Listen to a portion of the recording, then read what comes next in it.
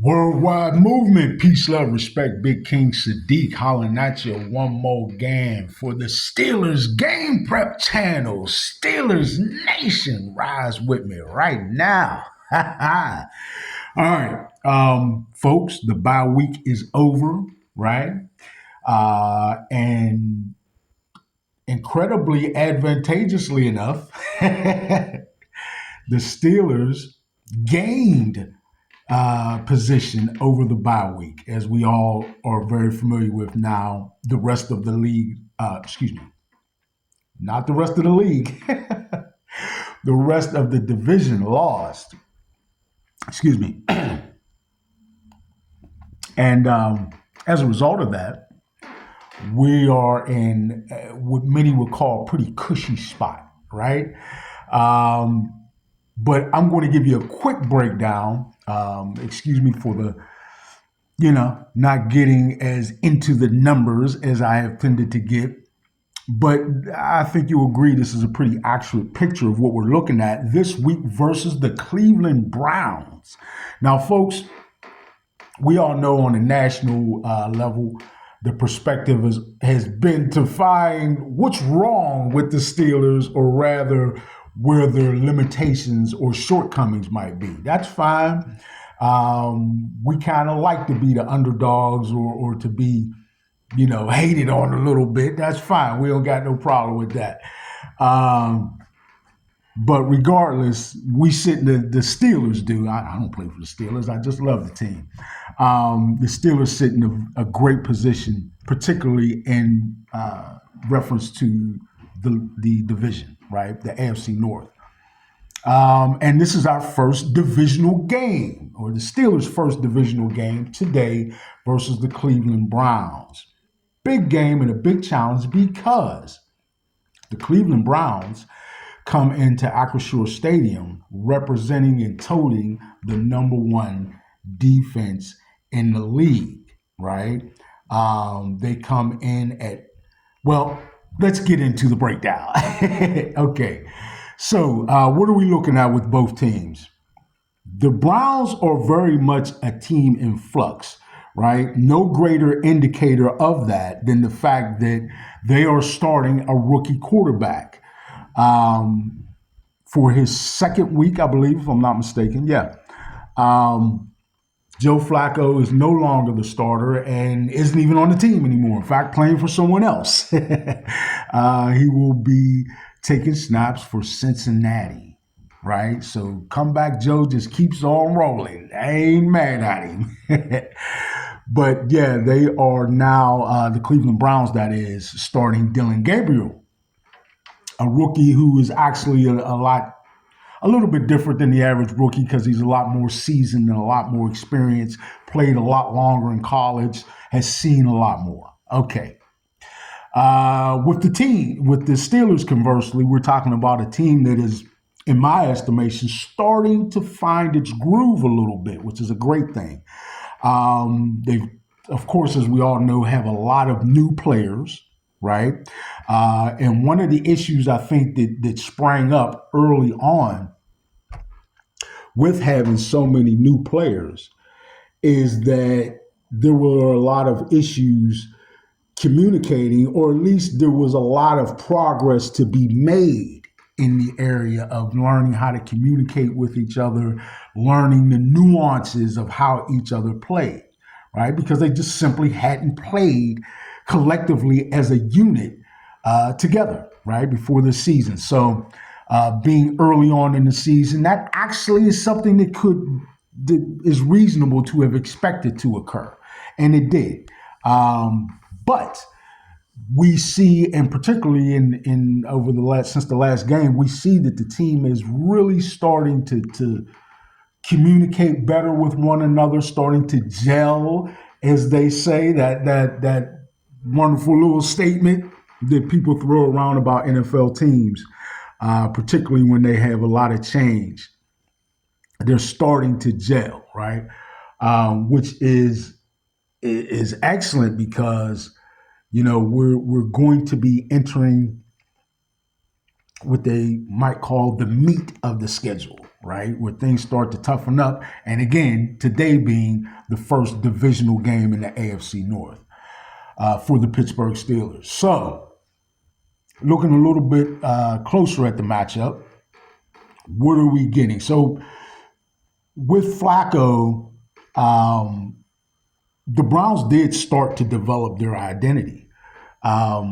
They were and are still a really good rushing team. Their running back Judkins is by all accounts and from what I've seen the real deal. Right, this dude. Of course, he's not Nick Chubb in his prime, but it kind of makes you think of that. Think of Nick Chubb, right? A little bit in his strength in how he runs. He's very difficult to get down. Hits the hole with a lot of power. He's got that one cut and then more than sufficient speed, right? A formidable. I'm stumbling over my B's there. Excuse me, y'all. A very formidable back, right?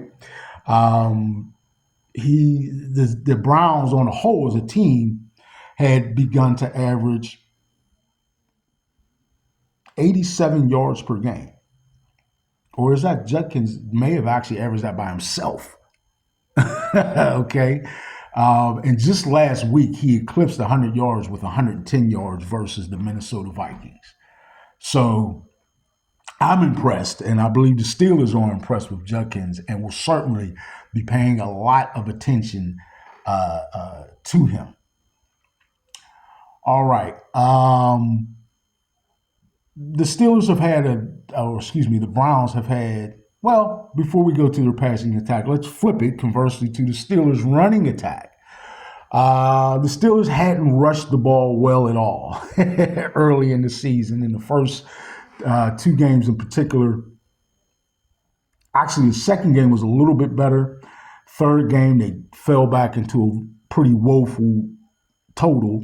But last week started to get it going, right? We did not have Warren, who I would, I guess, consider to be their number one back. Very explosive running back. We all know the talent and capability of Warren. But last week we got a bit of a surprise. Right? A pleasant surprise in the rushing attack with Kenneth Gainwell really showing his ability to run the ball with power and authority. That's what I loved about it, right? Always getting a lean forward and really running with authority is probably how I would establish it. And that's exactly what the Steelers needed, as he totaled 99 yards, just a yard short of a 100-yard rushing day last week versus the Minnesota Vikings. So I would say that the Pittsburgh Steelers are trending in the right direction, at least, when it comes down to the rushing attack. Okay? We look at passing a little bit. With Flacco, the Browns had gotten up to averaging 204 yards per game. Now with Dylan Gabriel, they are still right around 200 yards a game, just a little bit over, which is really pretty good for him being a rookie quarterback. But I would say the difference is, which makes him, at least in one aspect, more dangerous than Flacco, is that he adds the extra dimension of the quarterback running game. He will take off with the ball, both in scrambling and I believe in at least occasional design runs, right? Mostly in scrambling, but he shows the ability and affirms that he is certainly very fleet of foot. So the Steelers defense really has to be conscious of that and cautious of that this week. Flip it over to the other side, the Pittsburgh Steelers. As far as passing the ball, they haven't had any change in the quarterback room. It's been Aaron Rodgers all year, and I think he's performed excellent, particularly considering that the protection he's gotten has been a mixed bag, to be kind to the Steelers, because really it hasn't been very good at all, but did improve tremendously last week, I felt.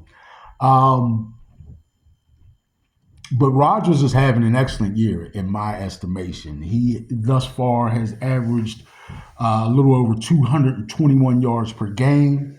He has 8 passing touchdowns to just 3 interceptions, and I look for that ratio to grow even better in his favor as he would continue to not throw picks and certainly will continue to throw touchdowns. So I look for things only to get better and better from Rodgers as he really is looking solid this year. And that's exactly what the Pittsburgh Steelers were hoping for, and they seem to have gotten it. So overall, I would say that the Steelers' offense is trending in the right direction. The Browns' offense, you could say the same thing, right? They've got a solid rushing game, and their passing game with Dylan Gabriel, we'll see what it looks like today, but thus far has showed a lot of promise. Okay, so we can't just, certainly the Pittsburgh Steelers would serve themselves well to not underestimate this young man, right? Which I don't expect them to do. All right. Let's flip it over and take a quick look at the defenses for the two teams.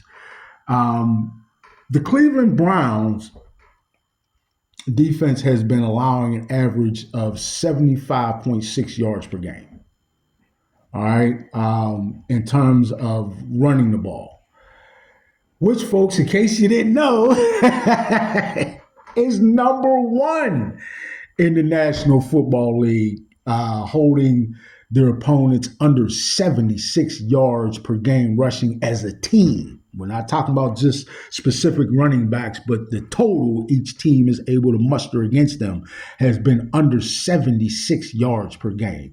They are number 1 in the National Football League in rushing defense, and they are only giving up 3 yards a carry. And quite frankly, that's the kind of rushing defense I like to see. I like to see the Steelers do that and better. So conversely, looking at the Steelers, well, what have they done? They unfortunately started this year not on the right foot in terms of run defense. And we all know that coming into the season, the two main areas that they wanted to address were running the ball and defending the run, right? Because they got ran on way too much last year, especially in that playoff game versus Baltimore. So it was distressing, to say the least, to a lot of Steeler fans to see that they started out this year kind of how they left off, really leaking in run defense. Now, I will say they've started to shore that up a bit. They had been allowing an average of 122 yards per game, which is not very good, and over 4.2 yards per carry. Not good either, right? But last week, they really were able to quell and show up a whole lot better against the Minnesota Vikings. So let's hope that is evidence of a trend up in run defense. Now, I will also say, with that, we have to acknowledge the, I can't call it the return because he hadn't played yet, but the emergence of the young number 1 draft pick, Harmon, who played excellent against the run, especially for his first full game. I was very impressed and felt like he added an immediate impact, in a positive immediate impact in the Steelers' run defense. So let's hope for that to continue and for his insertion into the lineup to only aid Cam and Benton in their performance, right? And the defensive line as a whole, the defense as a whole against the run, because we know they certainly must be solid against the run in order for them to have the kind of success they want to have defensively this year. All right. Okay. Taking a look at pass defense. Well, folks, I got to tell you, looking at the Cleveland Browns, they once again have managed to just overall field a great defense. What can I say?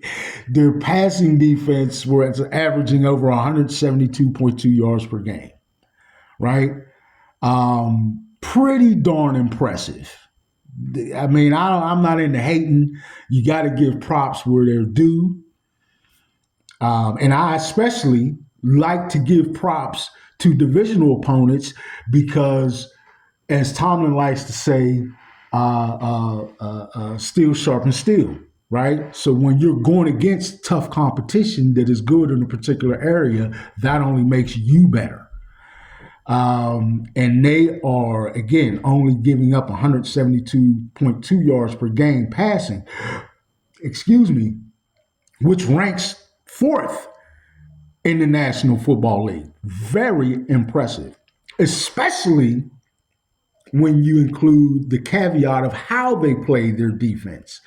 And I'm going to give just a quick blurb on that in a second. But flipping over conversely to the Steelers, again,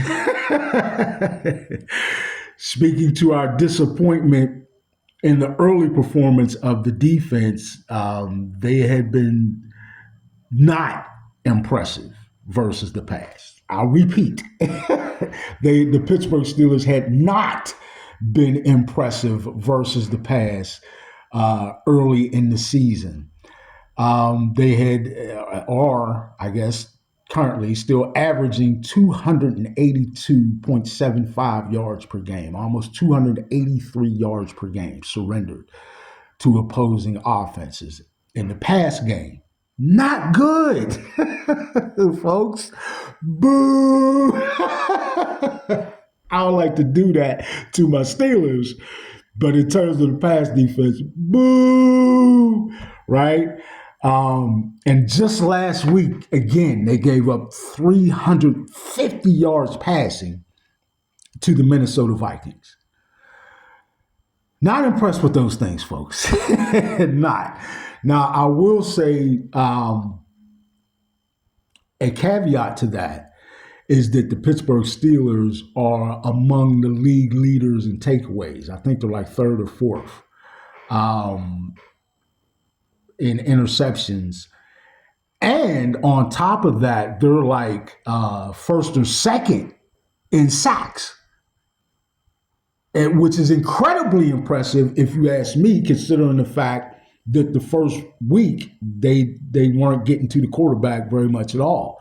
So that means they really performed in sacks, which they did, if you take a look, over the next 2 weeks following that first game. So, and they showed out again last week versus Minnesota, regularly getting to the quarterback.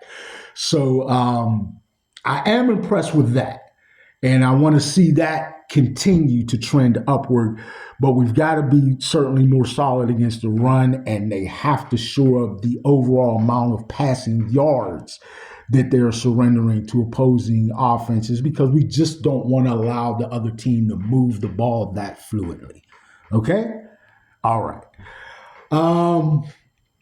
Talking about that caveat of what we're going to see this week and what the Browns have been able to do so far on the defensive side of the ball, why it's been so impressive to me in particular, is that they often like to deploy what we call a single high safety look, right? Where they're often getting only one safety back deep.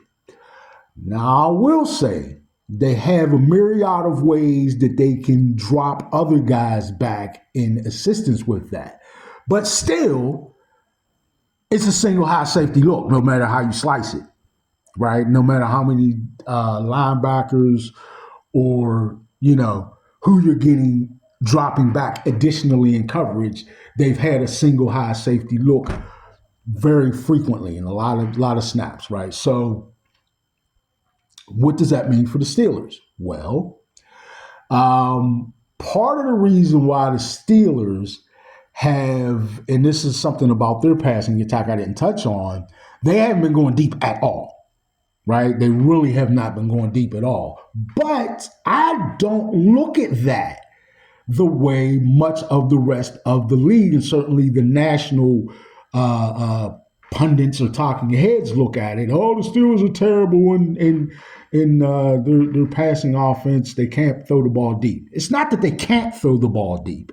They haven't thrown the ball deep because of how teams have been playing them. They've been seeing a ton of too high safeties, right? Which just pretty much challenges you, begs, what's the word I'm looking for? Tempts you to throw the ball short efficiently, and they have been very efficient and effective at throwing the ball short. And here's the caveat there. Though they've been throwing the ball short all year, right? The Pittsburgh Steelers, if I'm not mistaken, lead the league in yards after catch. Their yak yards are off the charts, which is excellent, which has helped them to get to the production that they've gotten and only promises more production. As they put more pressure on teams and teams see, well, wait a minute, we're playing them like this, but they're finding a way to beat it. So, teams will begin to morph and play the Steelers differently. That look, the different look that I'm expecting is that they'll start to roll their coverages up a bit so that they can challenge more of the shorter routes. Now, as they do that, they make themselves more vulnerable over the top. And with Rodgers being the field general and the genius at dissecting defenses that I believe him to be, I think that he's going to be able to take full advantage of that, and we'll see the passing game explode a bit, right? With more explosive plays, more downfield plays. Now, particularly this week, that could be the case. I just talked to you about how the Cleveland Browns deploy a single high safety look. Even though it's hybridized and they find creative ways to get other guys back into coverage, still quite often, not every snap, but quite often, they deploy a single high safety look. If they do that against the Steelers, I personally look for Rodgers to take advantage of it. Okay? Maybe that is the key to the game, in fact. Or at least how I'll present it. All right, folks. First divisional game for the Steelers versus top-ranked defense in the league. So a big challenge for the offense and also an opportunity to, quote-unquote, prove themselves. If I don't think they see that as necessary, but we'll see how folks talk about this week's performance. And I hope that this week's performance is indeed an effective, efficient, and occasionally explosive one, which would bode well for their trend of how they're heading and what we can expect for the rest of the year. And I am excited about that challenge and can't wait to see how the Steelers do. All right, folks, once again, this is Big King Sadiq for the Steelers Game Prep channel. That's my breakdown for this excellent NFC North matchup, right? We're in the North, y'all. It's going down. Steelers Nation, let's ride. One time. All right. I'm out.